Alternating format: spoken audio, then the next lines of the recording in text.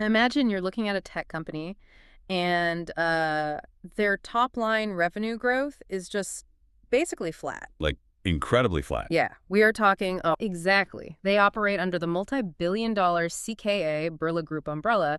And today we're working through this really fascinating stack of sources. We've got their Q3 FY25-26 investor update, the one released in January 2026, plus some recent market coverage, and these really detailed technical stock charts from April 2025 to April 2026. And the goal here is to figure out how they are actually pulling off this financial tightrope walk. Because the story buried in these sources is, well, it's a masterclass in why you simply cannot judge a company by its top-line revenue alone. You really can't.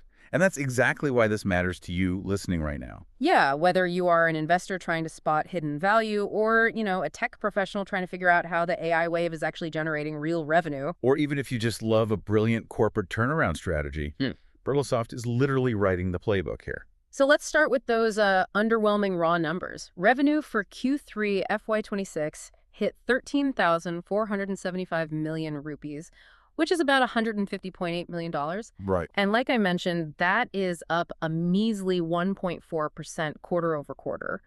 But the report also notes it's just a 0.3% bump in constant currency terms. What does that actually mean for the business? Well, constant currency just strips out the noise of global exchange rate fluctuations. Okay. Because since Birlasoft operates internationally, changes in the value of the dollar versus the rupee can, artificially inflate or deflate their reported earnings. Ah, got it. So when you remove that currency math, their revenue barely moved at all, just 0.3%. And to make matters look even worse, their profit after tax, or PAT, actually took a slight year-over-year dip down to $13.4 million. Yeah, they attribute that mostly to labor code charges and some higher taxes. But I have to push back a little on the analysts calling this a cash machine. I mean, if the top line is completely stagnant and profit is dipping because of operational costs, doesn't that raise a massive red flag? It definitely looks like one at first glance. Right. It sounds like a company just trimming the fat to dress up the windows for a quick acquisition or something. Well, what's fascinating here is that digging into the footnotes of those earnings reveals a completely different narrative. This is not a story about cutting corners at all. What is it then? It is a story about the quality of earnings. Yes, the raw profit dipped slightly due to those one-off labor code impacts and tax changes. Okay. But if you look at their adjusted profit after tax, which removes those one-time anomalies to show the core business performance, it actually jumped to $20.2 million. Oh, wow. Yeah, that is an adjusted margin of 13.4%. So the underlying everyday operations of the business actually made significantly more profit on the exact same amount of revenue. Exactly. And the best indicator of that health is their EBITDA margin, which measures raw operational profitability. And what did that look like? It expanded for the second consecutive quarter, hitting 18.2%. I mean, in the IT services world, expanding your margins while your revenue is flat means you are really figuring out how to deliver your services with incredible efficiency. Efficiency looks great on a spreadsheet, sure, but, efficiency doesn't pay the server bills.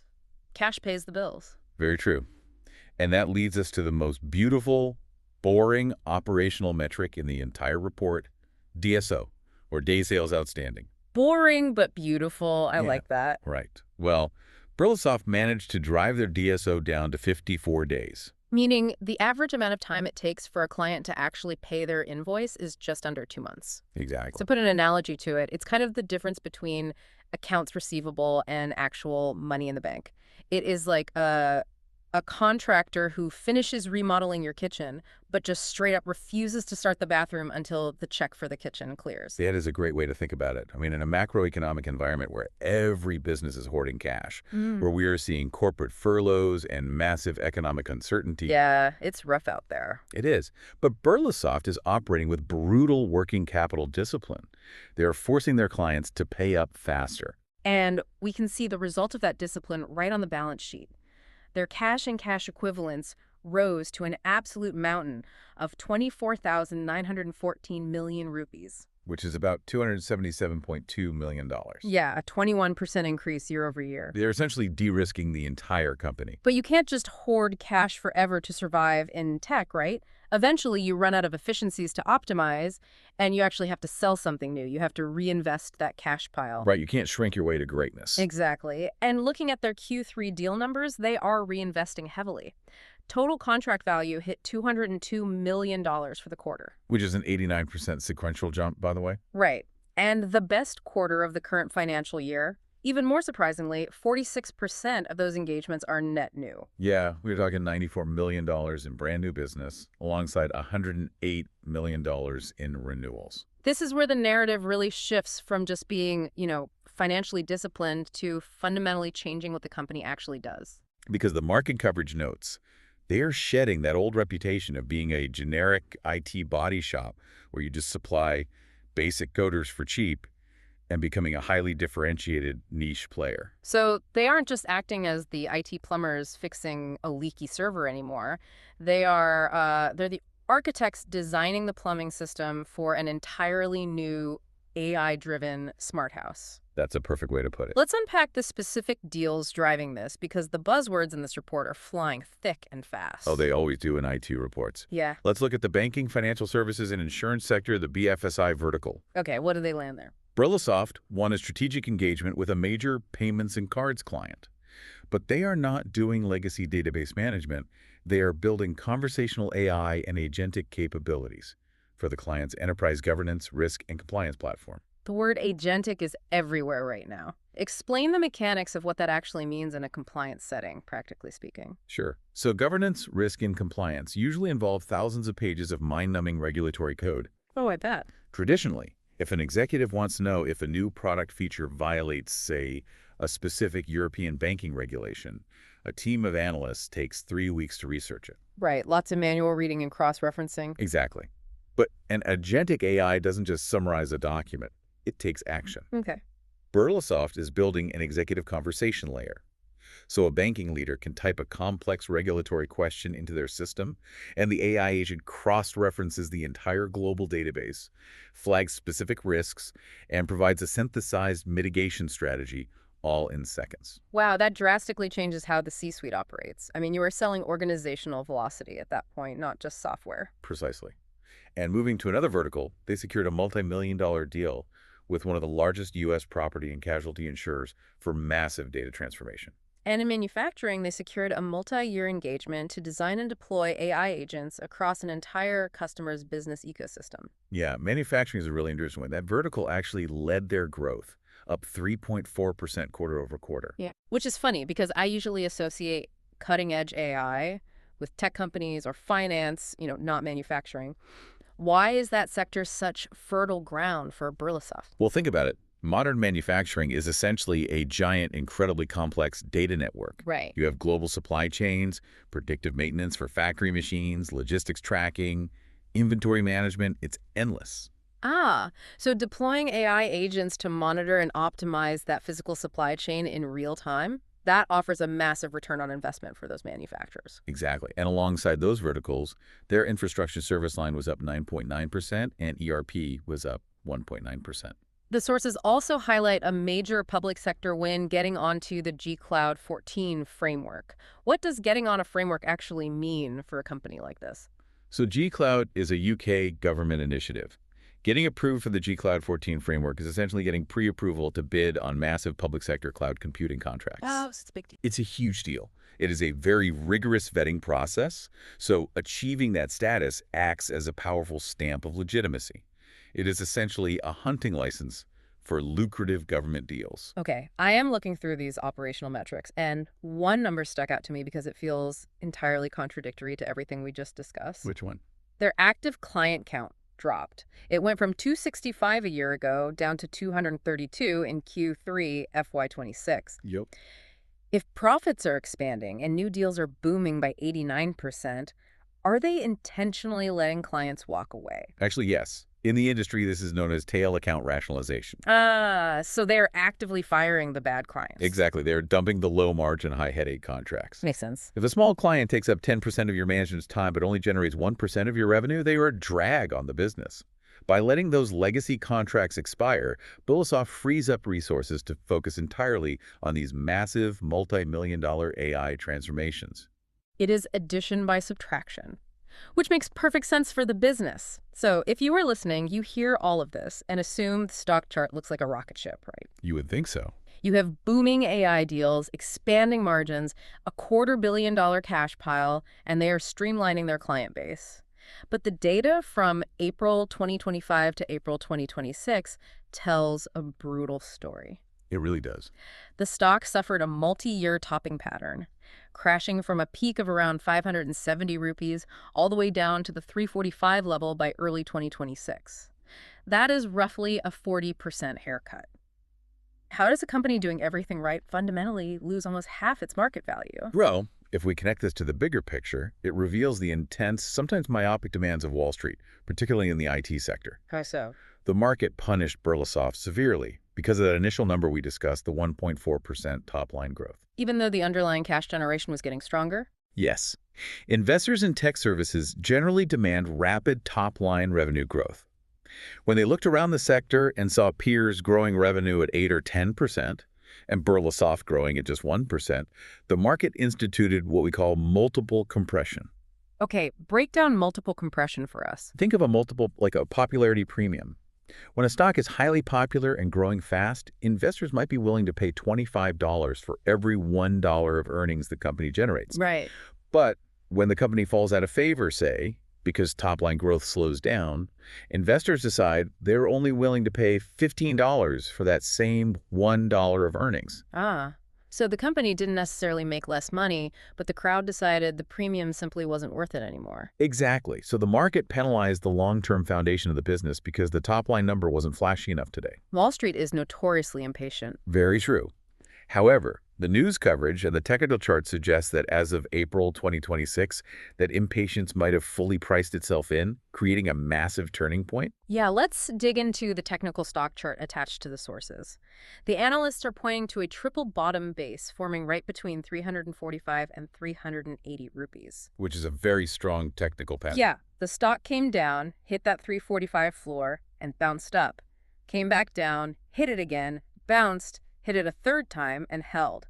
It seems like it is establishing a rock-solid floor. It certainly looks that way. But there is a momentum indicator on this chart that is confusing me a bit. It's the RSI, the Relative Strength Index. All right, RSI is a momentum oscillator. It basically measures the speed and magnitude of recent price changes to evaluate if a stock is overvalued or undervalued. Okay, well, the chart shows the price of the stock making a lower low. It dipped from the 350s down to test 345. But the RSI line is actually trending upwards, making a higher trough and holding above the 40 level. Yes. How can the underlying momentum be going up when the actual stock price is going down? That phenomenon is called a bullish divergence, and it's one of the most powerful reversal signals in technical analysis. Really? How does that work? Think of a car rolling down a hill. The car is still moving downward. That is the price dropping. But the driver has started pressing the brakes. That is the momentum shifting upwards. Oh, that makes total sense. The downward movement is losing its force, signaling that a change in direction is imminent. So the sellers are basically running out of steam. Exactly. Added to that, the MCD histogram, which is another technical tool that tracks the relationship between two moving averages of the stock's price, is contracting negatively. Okay.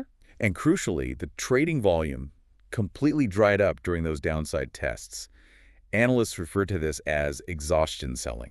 Exhaustion selling. To put a visual to it, it is like an auctioneer trying to sell off items in an empty room. I mean, the price might be low, but everyone who actually wanted to panic and sell their shares has already left the building. That is a perfect analogy. There is simply no supply left to push the price down any further. Okay, so the fundamental business is healthy, the cash is flowing, and the technical chart shows the bleeding has stopped. What is the actual trade setup the analysts are mapping out here? The consensus among the technical analysts is a buy zone right around 355 to 365 rupees. Right. And they recommend placing a tight stop loss at 315, which is that multi-year strong support level. If the price breaks below 315, the turnaround thesis is completely invalidated. And if the turnaround thesis plays out, The initial target is a breakout to 430 rupees, which aligns with the 200-day moving average. If it clears that resistance, the measured move targets 470. a measured move meaning they are taking the height of the previous consolidation pattern on the chart and projecting that same distance upward from the breakout point. Exactly. They are assigning a 65% probability of this upside playing out in the next 3 to 6 months. Assuming the broader market plays along, right? Yes, this assumes the broader market rotates back into IT midcaps, and Birlasoft's earnings start fully reflecting those massive new AI contracts. Well, let's bring this all together. What we are looking at with Birlasoft is a textbook value plus quality play. They survived a harsh macroeconomic environment and an incredibly brutal 40% stock correction by refusing to play the vanity metrics game. They absolutely refused. They did not chase unprofitable revenue just to appease Wall Street in the short term. They focused on pricing discipline, they expanded their operational margins, collected their cash efficiently, and they successfully pivoted their deal book toward high-value AI and cloud transformations. That is the ultimate takeaway here. Regardless of whether you are analyzing a stock portfolio, running a small business, or managing your own career path, Birlasoft serves as a stark reminder. Which is, Top-line vanity metrics mean absolutely nothing without bottom-line sanity and actual cash in the bank. top-line vanity versus bottom-line sanity. I love that. Yeah, the real turnaround for this company did not come from waiting for a magical market boom. It came from relentless internal discipline. They rationalized their client base, optimized their cash flow, and adapted their core skill set from legacy IT support to deploying cutting-edge AI agents. But, adapting that core skill set to AI agents brings up a massive dilemma, and it is hiding in the very back pages of their operational metrics. Oh, this raises a very important question, and it is something the entire IT industry is going to have to reckon with very soon. Yeah. If you look closely at Birlasoft's revenue mix over the last few quarters, there are time and material contracts where you bill the client based on how many hours your employees work, dropped from 50.9% of their business down to 47.7%. While their fixed price contracts grew to take up the majority.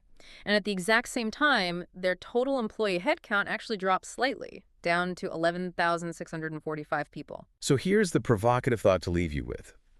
As IT companies like Birlasoft increasingly deploy AI and autonomous agents to do the heavy lifting of coding, massive data transformations, and complex risk analysis, what happens to the traditional IT business model? Yeah, if your entire business model relies on billing a client by the hour, and you just built an AI agent that accomplishes a 40-hour data task in 4 seconds, you just obliterated your own timesheet. You literally automated your own revenue away. Exactly.